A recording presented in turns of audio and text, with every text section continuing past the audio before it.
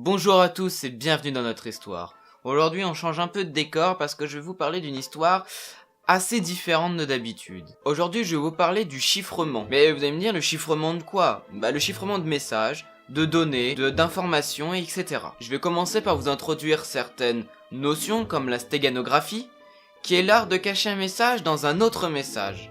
Une sorte d'art de dissimulation. Prenez par exemple l'utilisation d'encre invisible à l'époque, ou encore ils écrivaient certains messages sur le crâne de leurs esclaves, ou encore l'art de dissimuler par le point. Pas le point physique, le point point. Pour illustrer un exemple, on va parler de la célèbre lettre écrite par George Sand à Alfred de Musset. À première vue, la lettre écrite par George Sand ne pose aucun problème et est tout à fait normale, même limite un poème. Cependant, si nous prenons une ligne sur deux, on voit qu'il y a un message caché dedans. Ça s'appelle la stéganographie. Le problème avec la stéganographie, c'est que si l'attaquant réussit à déchiffrer le message, alors tout est révélé et il n'y a plus aucun secret. Heureusement, en parallèle, ils ont développé une autre forme de chiffrement, l'art du secret, la cryptographie. Je vais vous raconter une histoire. Quand j'étais petit, avec des amis, on avait inventé une sorte d'alphabet pour pouvoir communiquer entre nous par des messages codés. Donc, du coup, on codait le message et on pouvait, avec une clé secrète, pouvoir décoder le message et il n'y avait que nous qui pouvions le faire et le comprendre. En fait, on faisait tout simplement de la cryptographie. Vous voyez, c'est pas si compliqué que ça, comme système. Si je cherche dans mon dictionnaire, la cryptographie est la pratique et l'étude des techniques pour assurer les communications sûres en présence d'adversaires. Cela a été écrit par Ron River. Bien sûr, la cryptographie doit assurer certains systèmes de sécurité, comme la confidentialité, c'est-à-dire que le message ne peut pas être lu par tout le monde, l'authenticité, ça veut dire qu'on ne peut pas contrefaire l'origine du message envoyé, et bien sûr l'intégrité, c'est-à-dire qu'on ne peut pas modifier directement le message. Donc maintenant je vais illustrer chaque domaine de sécurité que j'ai énoncé avant. On va prendre le premier, c'est la confidentialité, c'est-à-dire que en présence d'un espion, Alice et Bob peuvent envoyer des messages sans que l'espion puisse comprendre les communications. C'est la base de la sécurité.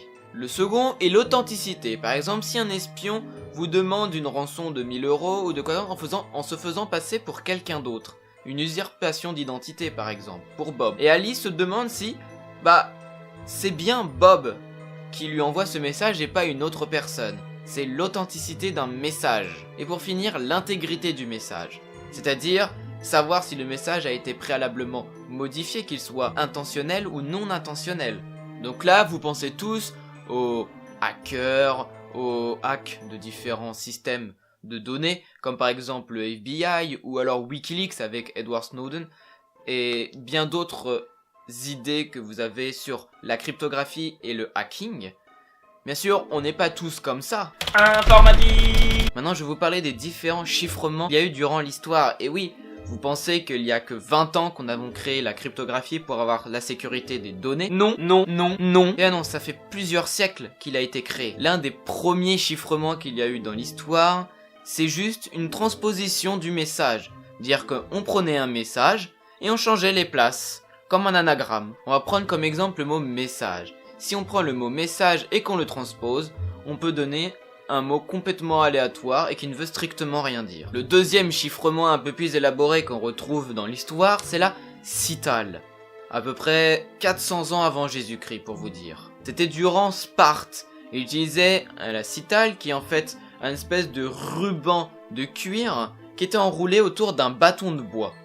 Bien sûr, le bâton de bois devait respecter un diamètre très précis pour pouvoir décoder et coder le chiffrement. Si l'on prend par exemple le nom de ma chaîne et qu'on enroule la citale avec une bande de cuir, on encode notre histoire et lorsque l'on va dérouler la bande de cuir, le message n'aura plus du tout la même signification. Lorsque l'on va prendre le rouleau de cuir et qu'on va le dérouler, il va y avoir un mot qui sera incompréhensible, celui-ci.